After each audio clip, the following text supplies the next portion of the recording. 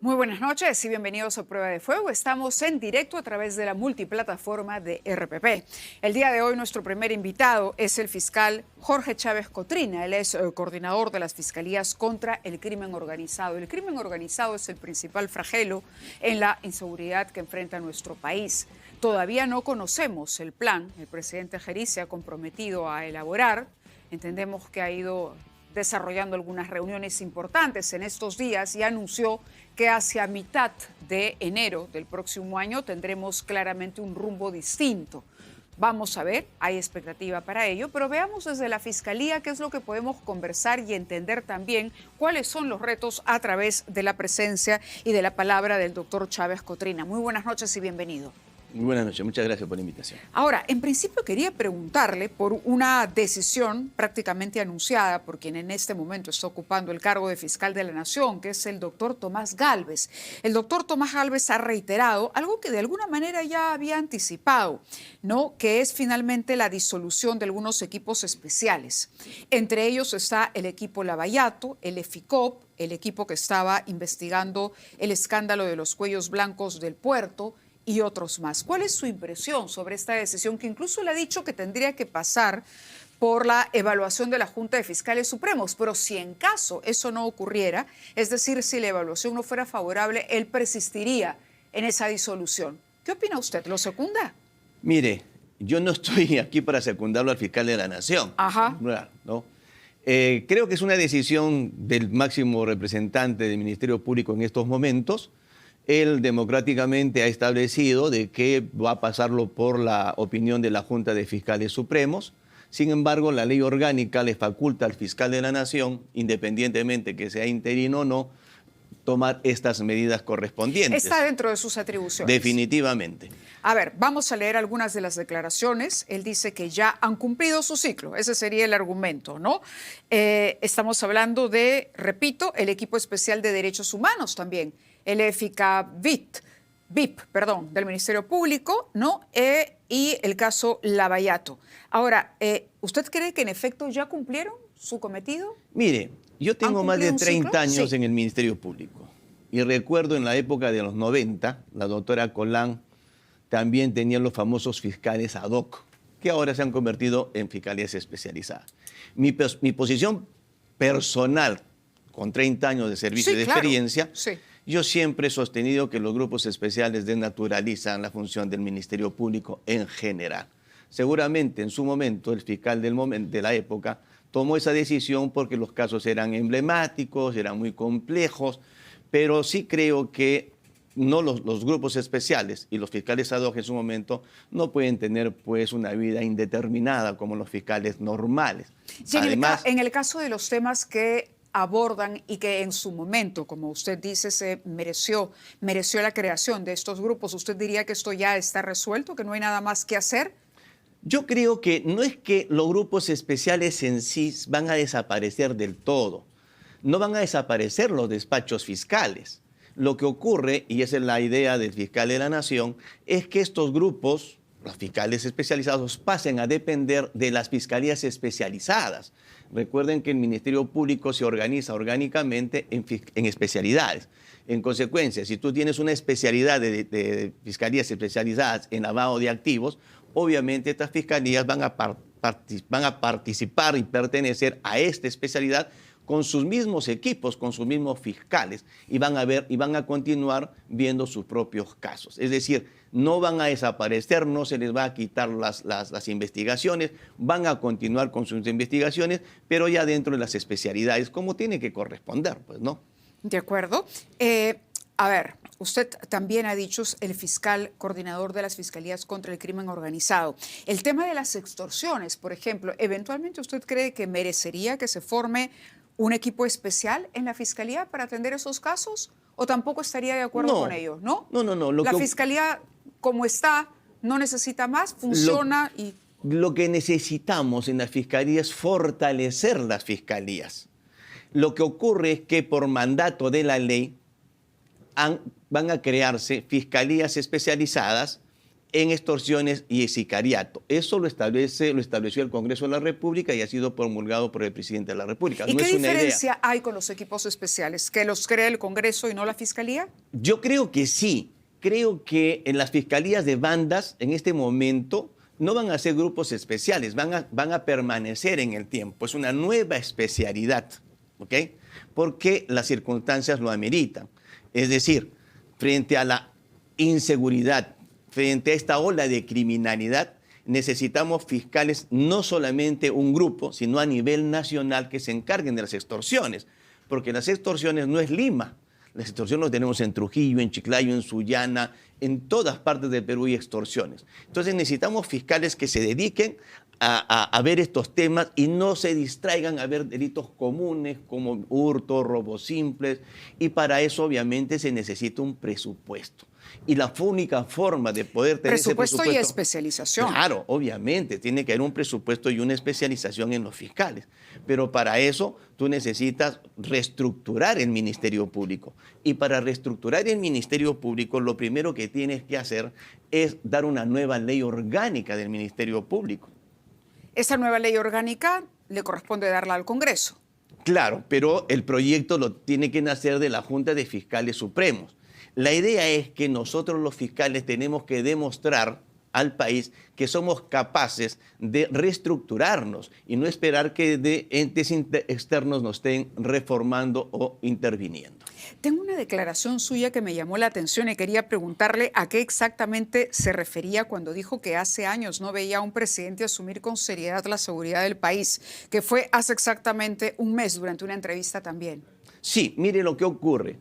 Es que en anteriores gobiernos, después de Kuczynski, porque el ministro Basombrío sí se tomó en serio estos temas, yo soy consciente y he sido testigo de cómo él se comprometió, vinieron los famosos megaoperativos, pero después de él, los gobiernos que siguieron han mirado de costado el problema, sobre todo el último gobierno, salvo el ministro Malaver, que no le dieron tiempo, que es un policía con mucha experiencia.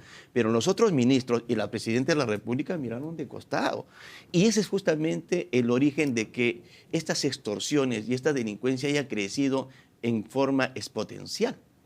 ¿Qué papel le atribuye la policía? Porque el general Arriola era un alto mando también durante el gobierno de la señora Boluarte. El problema es que hay que tener en cuenta, si tú no fortaleces el sistema de administración de justicia, si tú no fortaleces tu policía, si no fortaleces tu inteligencia, no fortaleces tu Ministerio Público, tu Poder Judicial, tú puedes dar 50.000 leyes y las cosas no van a cambiar.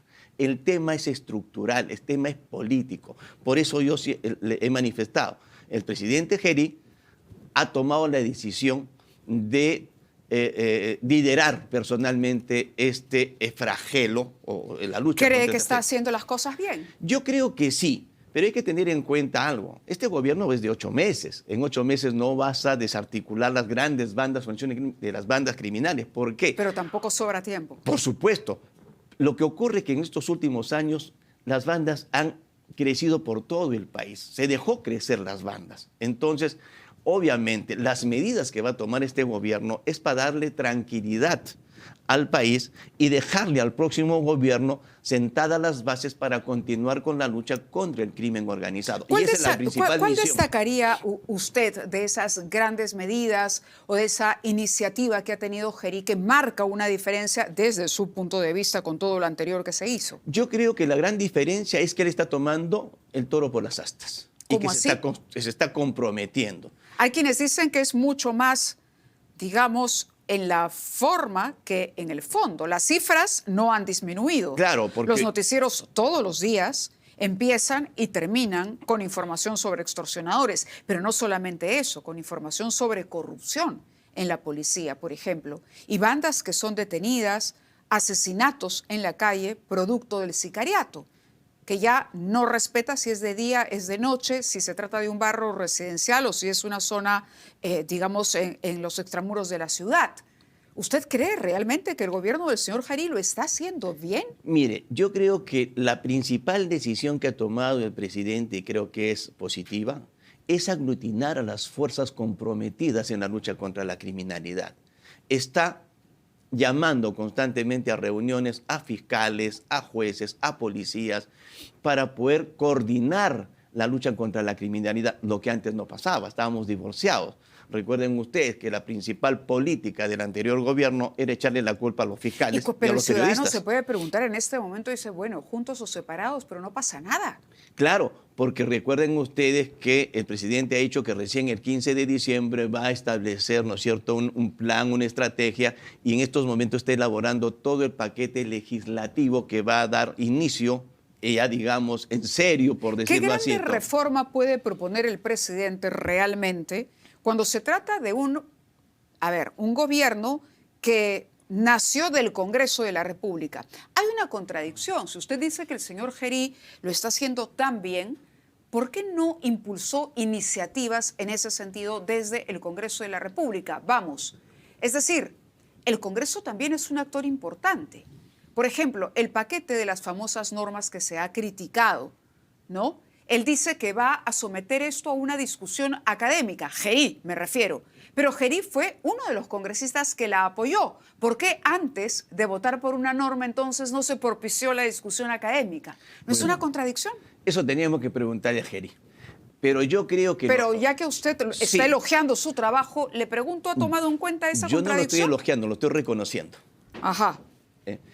Ahora, yo he conversado, porque en esta norma que se establece el estado de emergencia, se crea el comando operativo, donde están los representantes del Poder Judicial, Ministerio Público, Policía Nacional, el Ejército, el Ministerio de Justicia. Yo soy representante del Fiscal de la Nación en este comando, y ahí nosotros le hemos hecho llegar nuestra posición respecto al tema. Y lo primero que yo le he dicho al señor presidente y al comando es que sin presupuesto no hay forma.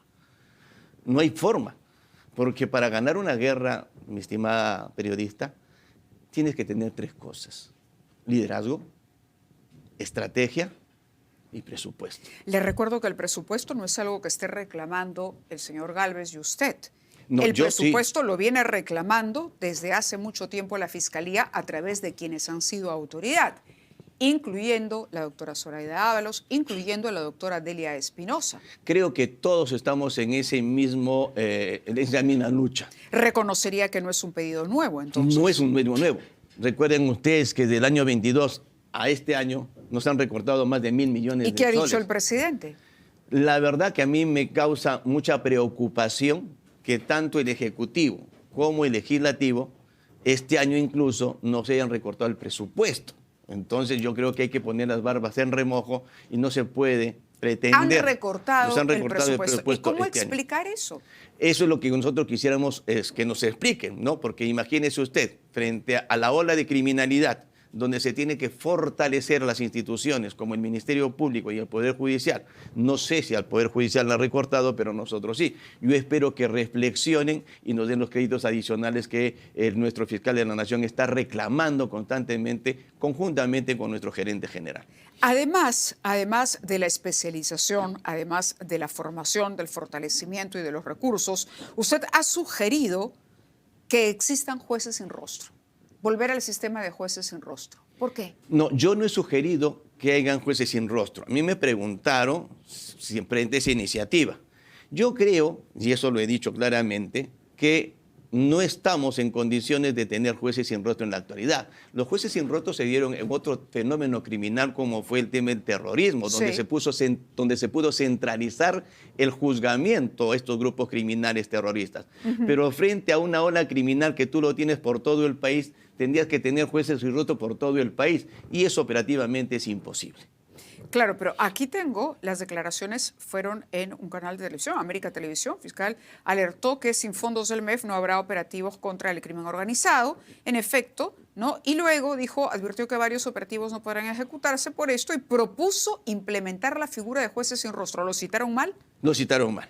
Lo citaron mal. Sí, porque la propuesta viene del Congreso de la República. Pero usted la segunda. No, yo creo que no es necesario jueces sin rostro en este momento, porque no se dan las condiciones. No hay las condiciones. No hay 55 días desde que se declaró el estado de emergencia. 51 días. Correcto. ¿Y cuántos son los... a ver, ¿qué resultado se puede exhibir desde la Fiscalía de la Nación? A ver, en los últimos 50 días, la Fiscalía de Crimen Organizado han llevado más de 10 operativos contra organizaciones criminales. La más importante ha sido contra esa facción que lideraba el monstruo que está preso en Paraguay. Lo que pasa es que el monstruo tenía dos líneas de extorsión. ¿Okay? Una línea que extorsionaba a los transportistas en Ventanilla y esa zona, y otra línea de extorsionaba el tema desde Ancón, Comas, Caraballo, Los Olivos. Ambas líneas tenían sus propios, digamos, miembros, y el único, digamos, ente aglutinador de esas líneas criminales era el monstruo y dos lugartenientes que tenía. La primera línea se destruyó hace ya varios meses y faltaba la segunda línea. Y esta línea era muy importante, ¿por qué? Porque era la que lo alimentaba de financiamiento al monstruo y a su organización criminal, ¿no es cierto?, para que él pueda sobrevivir y continuar con sus actividades criminales desde Paraguay. Eso se ha cortado y ese fue un duro golpe. Dimos un duro golpe a una organización criminal de extorsionadores en el Callao, que estaban extorsionando más de 10 empresas de transporte público en el Callao, mototaxistas y colectiveros, donde también se desarticuló esta línea criminal. ¿Cuántas organizaciones criminales dedicadas a la extorsión, cuántas bandas dedicadas a la extorsión, más o menos, calcula, existen en este momento? Yo creo que es incalculable. En todas partes tenemos extorsionadores en este momento. Es como, recuerden ustedes cuando hablamos del tren de Aragua, ¿no? Es como si el tren de Aragua hubiera sido una granada y la granada explotó y ha dejado esquirlas por todos lados. Entonces, si bien es cierto, el tren de Aragua ya está en retirada del país, pero estas esquirlas que se han formado bandas por todo el país tienen la misma violencia y el mismo modus operandi que han aprendido justamente de estos delincuentes. Y ese es justamente el gran error que se cometió en el anterior gobierno. No se previó, no se hizo una estrategia para acabar totalmente con estos pequeños grupos que se estaban germinando en todo el país, y ahí están los resultados. Y eso acabarlo no va a ser de la noche a la mañana. Todos los días estamos viendo que hay asesinatos, pero también estamos viendo que la policía con la fiscalía está capturando personas. Y eso no se va a hacer de la noche a la mañana. Hay muchas bandas criminales. ¿Cuánto tiempo calcula usted entonces para poder empezar a ver resultados? Uy, la verdad que decir un tiempo sería irresponsable. Yo creo que hay que sentar las bases para poder darle a la población la tranquilidad que necesita. Es un mensaje completamente pesimista ese, es decir, decirle a la población, uy, no sabemos en cuánto tiempo vamos a poder controlar la extorsión que se ha masificado. Yo soy realista. Yo creo que usted no le puede vender a la población y decirle en 90 días se acaban las extorsiones en este país o en 6 meses. Lo que tenemos que hacer es controlar la delincuencia. ¿En cuánto tiempo se podrá empezar a controlar la delincuencia y a ver primeros resultados? Yo creo aproximadamente a partir de abril del próximo año. Abril del próximo año, es decir... Claro, recuerden ustedes que el paquete legislativo que está preparando el presidente va a salir el 15 de enero, según ¿Qué destacaría de ese paquete legislativo? Mire, están estudiando temas, por ejemplo, el cambio de la creación de un sistema en la lucha contra las extorsiones.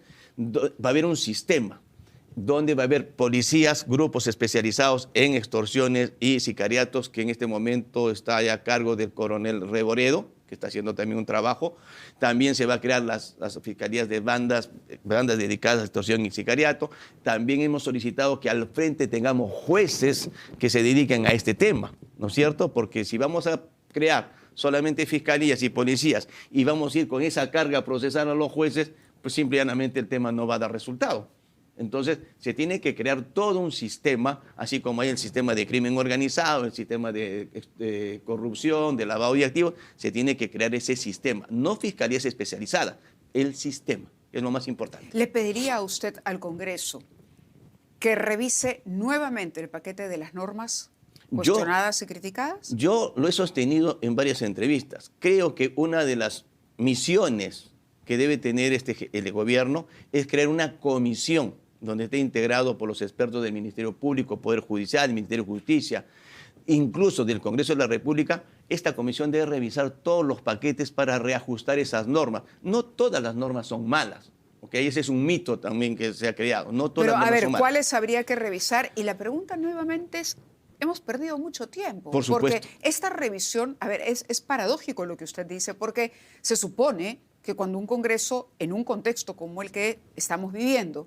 va finalmente a proponer una norma, tendría que hacer ese debate, ¿me entiende? Tendría que hacer esa convocatoria.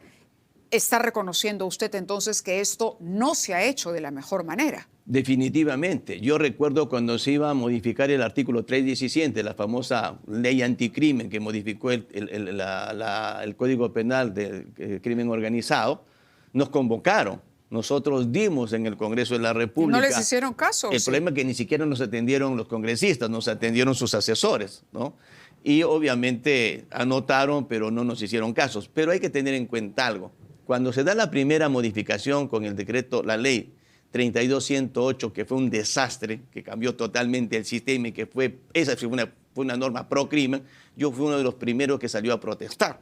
Y además, recuerden ustedes que gracias al movimiento popular, donde salieron a hacer marchas, el Congreso retrocede y la vuelve a modificar con la 32.138. Es una norma adecuada. A mí me parece que la norma es muy adecuada. Lo único que hemos criticado es que hayan subido la valla en el quantum del delito concreto, que lo subieron de 4 años a 5 años. Y ahí sacaron una serie de delitos que estaban dentro del marco del crimen organizado. Creo que eso se tiene que ajustar, por ejemplo. Otra norma que se tiene que ajustar, y creo que es importante, es la ley de extinción de dominio. Si bien es cierto, la primera norma era una norma muy draconiana, porque solamente bastaba con la noticia para que a cualquier persona le inicien un proceso de extinción de dominio sin siquiera haber sido investigado preliminarmente por el hecho precedente de los bienes, esta norma se ha ido al otro extremo. Es decir, ahora necesitamos sentencia firme para recién iniciar la extinción de dominio. Es decir, nos hemos ido de Guatemala a Guatepeor. Entonces creo que esa norma tiene que ser ajustada porque la extinción de dominio es una herramienta fundamental en la lucha contra el crimen organizado.